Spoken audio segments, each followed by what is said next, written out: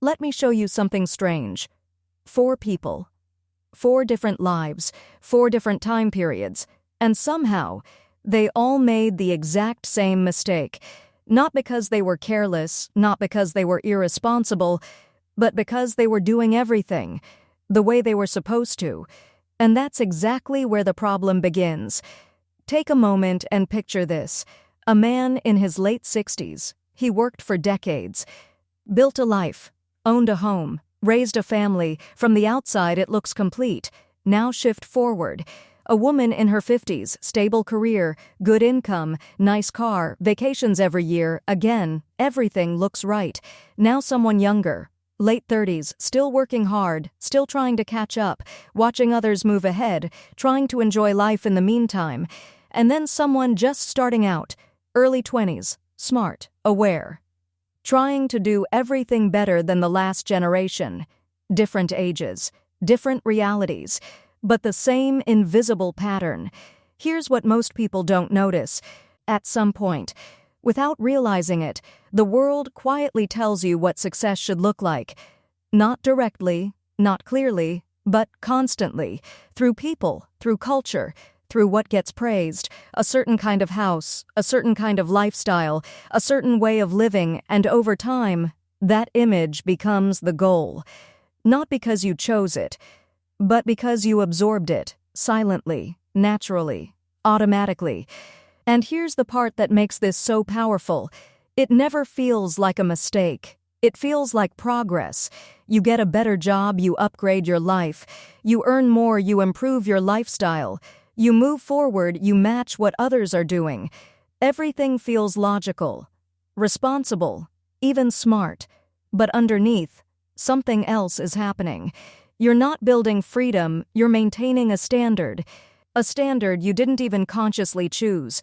Every generation had its version of this. For some, it was owning a home. For others, it was lifestyle, comfort, or experiences.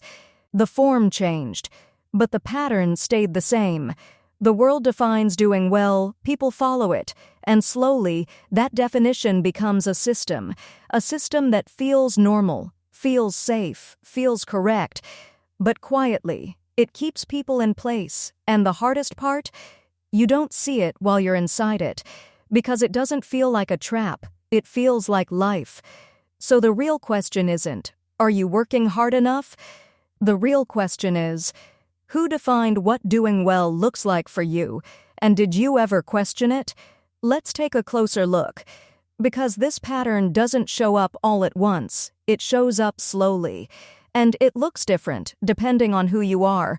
Start with someone who did everything right, worked for decades, stayed consistent, built a life step by step. At one point, things started to rise.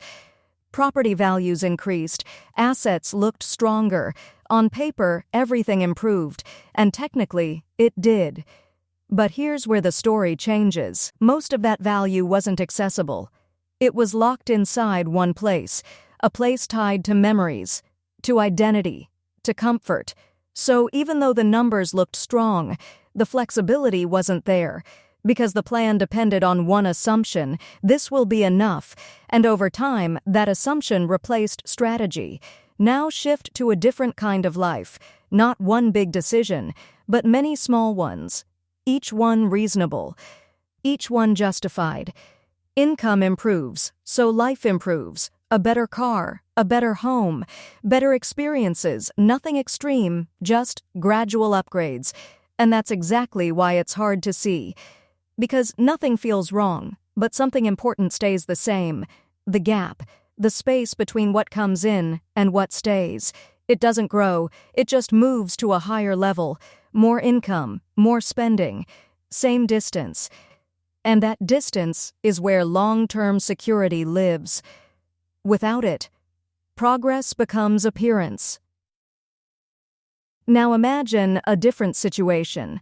You're trying to build something, but the system has shifted. The old markers of success feel out of reach, so naturally, you adjust. You focus on what is available. Smaller wins, immediate rewards, things that feel achievable now, experiences, convenience, moments. And culturally, this feels right, even encouraged. Enjoy life, don't wait, make memories, and none of this is wrong. But here's the hidden shift.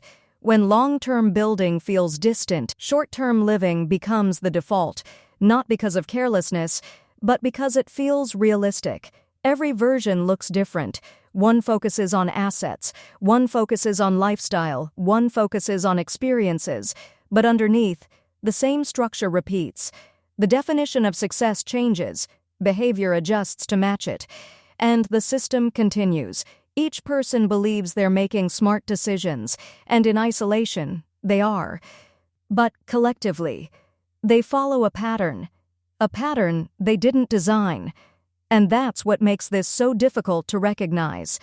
Because it never feels like a mistake. It feels like adaptation. It feels like doing your best with what's available. But the real question is not, did you make the right decisions? The real question is, were those decisions building freedom?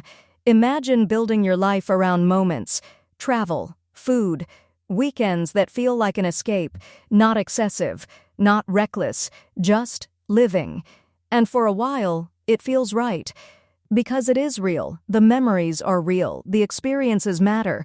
But over time, something quiet starts to build, a background feeling, not panic, not failure, just uncertainty. Because while life was being lived fully, very little was being built quietly, and that creates a gap between today and the future. Now step into a different world, one that exists mostly on screens, where success is visible, curated, designed, shared. Here, wealth is not just something you have, it's something you show. A clean setup, aesthetic spaces, branded details, everything signals, I'm doing well. And what makes this version different is this.